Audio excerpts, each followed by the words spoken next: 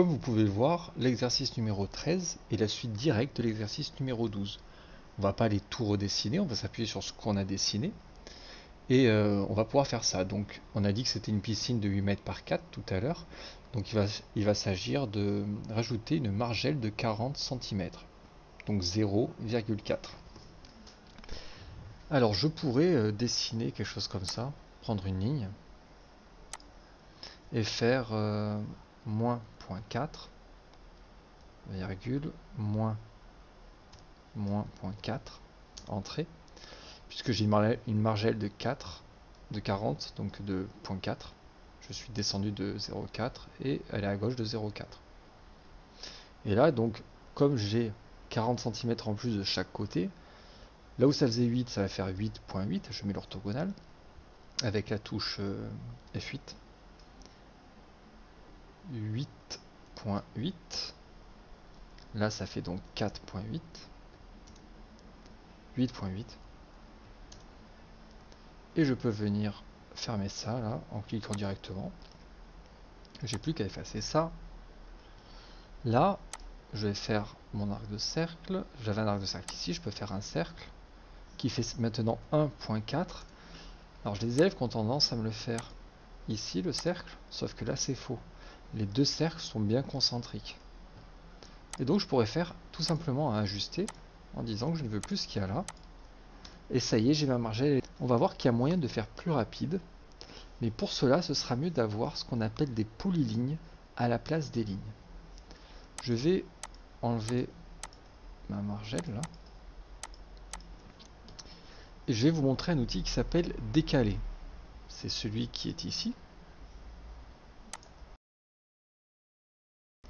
Et je vais faire décaler par 0,4. Je tape directement la valeur parce que si je ne fais pas ça, je peux cliquer à l'écran et là ça mesure la distance que je suis en train de faire à l'écran. Donc là on voit qu'il y a marqué 4 mètres 19, 25. Si je fais ça, ça va faire un décalé de 4 mètres 19, 27, 25. Bref. Donc dès que je prends l'outil, j'indique la valeur de décalage sans cliquer sur l'écran. Je fais 0,4. Et on va voir que là, quand je prends ça, je vais cliquer. Il me dit sélectionner l'objet à décaler. Je clique. Je peux décaler à l'intérieur ou à l'extérieur. Donc là, je fais surtout pas échappe ou entrée pour sortir de mon outil. J'attends bien d'avoir cliqué. Là, je pourrais sortir en faisant entrée ou échappe. J'ai fini de décaler. Mais c'est un outil qui est pratique parce qu'il permet de faire plein de décalages d'un coup.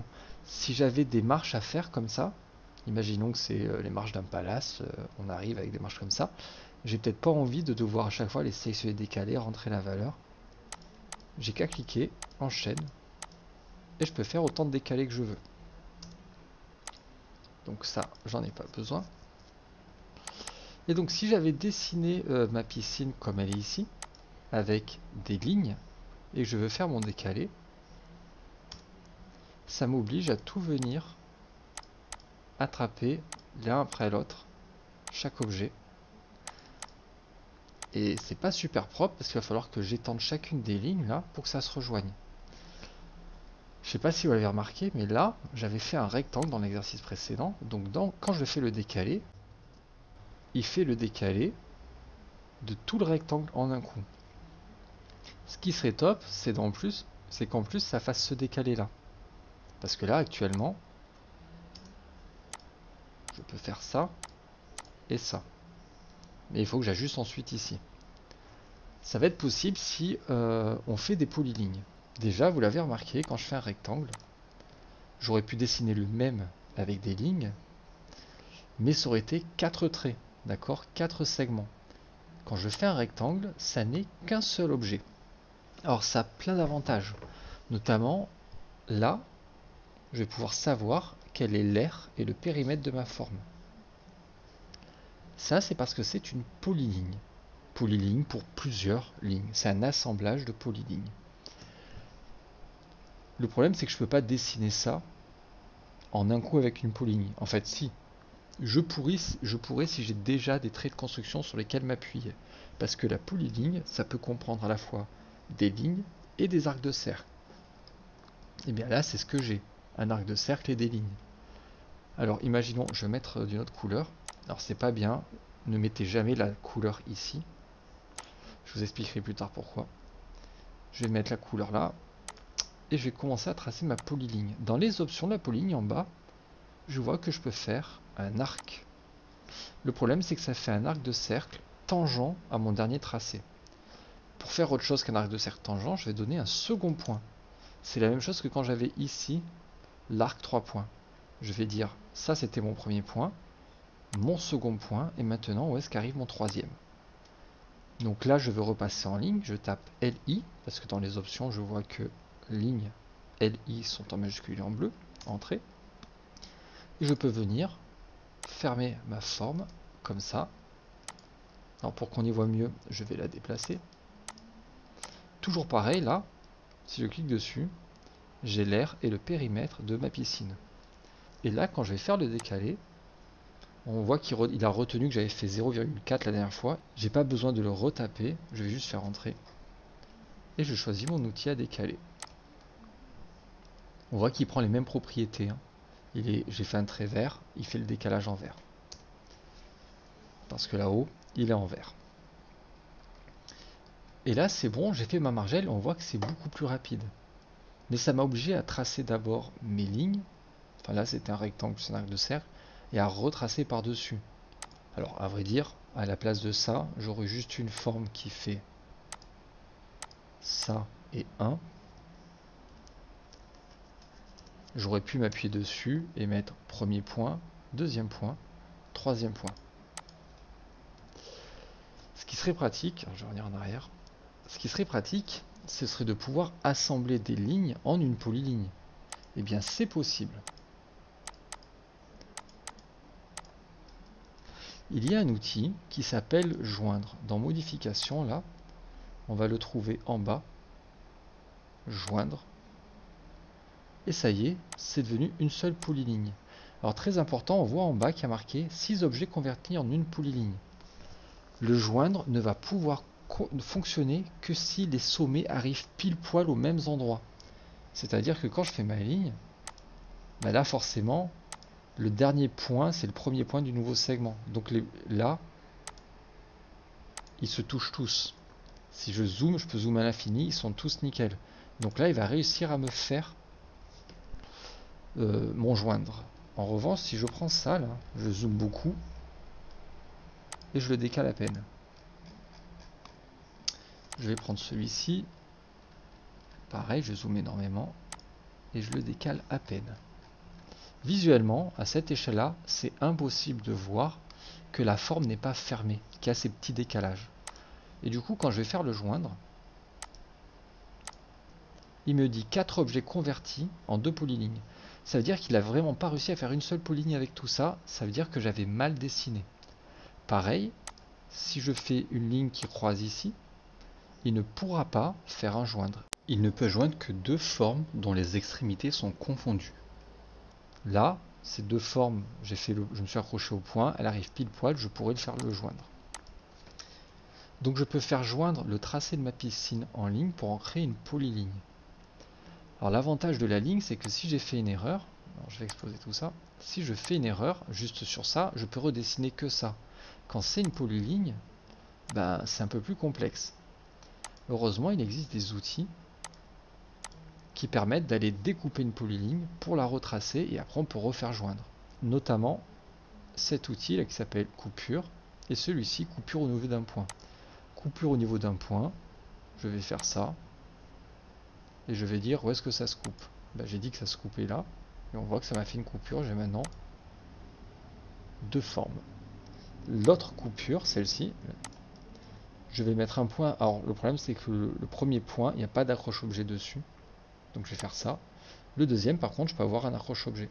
Par exemple, si je veux couper entre là et le milieu, hop, ce qui me permet de redessiner quelque chose, si j'avais quelque chose à dessiner ici, et après de refaire joindre pour réobtenir ma polyligne. Là, si je fais ça, que je rattache ça comme ça, je prends tout ça, je refais un joindre, et ça y est, j'ai plus qu'une seule polyligne. Il y a aussi une fonction qui s'appelle pedit, pour polyligne edit. Je pourrais cliquer en bas dans la ligne de commande et le taper, mais je peux le taper directement aussi comme ça, et je fais entrer. Et là, je pourrais dire, par exemple, modifier un sommet. Je fais sommet suivant ou sommet précédent. Si je veux maintenant faire une coupure, je peux cliquer ici, insérer un autre point. Si je dis que j'insère un autre point, il me rajoute un point sur ma polyligne. Autre chose qui peut me permettre de faire une polyligne, c'est de faire ce qu'on appelle un contour. Et le contour permet de faire des formes assez complexes. Par exemple, imaginons que j'ai un cercle là, et que je ne... Non, c'est pas assez complexe, ça vous parlera peut-être pas. Allez, je vais faire un cercle ici. Et je vais le faire même un peu... Oh, remarque, c'est pas mal ça. Je veux que cette forme-là. La jonction de tout ça. Je vais prendre l'outil contour. Donc là, il va me demander si je veux faire une région ou une polyligne. Grosso modo, là, on va faire la polyligne. Les régions, j'en parlerai plus tard. Je vais rester sur polyligne. Est-ce que je détecte les îlots? C'est-à-dire que s'il y avait un rond au milieu, par exemple, ça me redessinerait le rond. Et là, je vais cliquer au milieu de la forme que je veux dessiner. Et ça m'a mis en surbrillance cela. Je fais entrer. Ça m'a créé le contour. Et c'est une polyligne. La différence entre faire joindre et faire un contour, eh ben, le joindre, si je vais exploser ça, le joindre, si ce trait il faisait ça, et que celui-ci arrivait là, il pourrait pas faire le joindre. Alors que le contour, là, il va réussir à se faire. L'autre différence, c'est que le joindre transforme mes lignes en polylignes, donc je perds mes lignes. Si je veux m'en servir comme trait de construction, je les perds. Alors que le contour, si j'explose ça, et je fais quelque chose d'une autre couleur, là, je vais mettre du rouge, je fais mon contour à l'intérieur, on va voir que quand je déplace ma polyligne, eh bien, je conserve les traits de construction qui ont servi à faire cette polyligne. Dans cet exercice, mine de rien, on a vu l'outil décaler, l'outil joindre, pour joindre toutes les lignes que l'on faisait jusqu'à présent.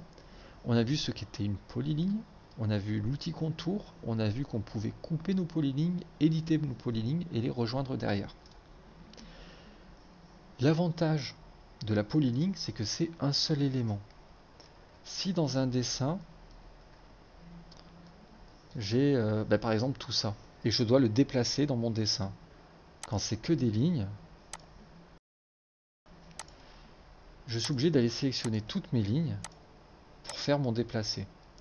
Si je le fais joindre, ça va être beaucoup plus simple. En un clic, j'ai toute ma forme. J'ai aussi des infos que je n'ai pas avec des lignes. Par exemple, je peux avoir l'air et la longueur, d'accord, qui apparaissent encore ici. Et quand je vais faire plus tard des traits de construction pour des formes complexes et que je veux supprimer plus tard des traits de construction, si je les enchaîne avec une polyligne, les traits de construction, je peux tous les supprimer quasiment en n'en attrapant qu'un seul. Ce ne serait pas le cas avec une ligne, il faudrait que j'aille chercher toutes mes lignes une par une. Du coup, je vous encourage à partir de maintenant à ne plus travailler avec des lignes, même si c'est ce qu'on a fait sur les 12 exercices précédents, mais de ne plus travailler qu'avec des polylignes, parce que vous allez voir que ça va vous faciliter la vie pour tous les exercices à venir. Alors bien sûr, quand on a juste un trait à faire, on peut prendre une ligne, mais en soi on peut prendre une polyligne, tant que j'en fais qu'une, c'est comme si je faisais une ligne. J'espère que j'ai été assez clair sur tous ces outils-là et sur ce qu'était la polyligne. Ne vous inquiétez pas, on va tous le revoir au fur et à mesure parce qu'on va s'en servir dans les prochains exercices. Je vous donne rendez-vous pour l'exercice numéro 14. À très vite. Je vous rappelle que dans la description de la vidéo, vous trouverez un lien de téléchargement de l'exercice au format JPEG. À bientôt.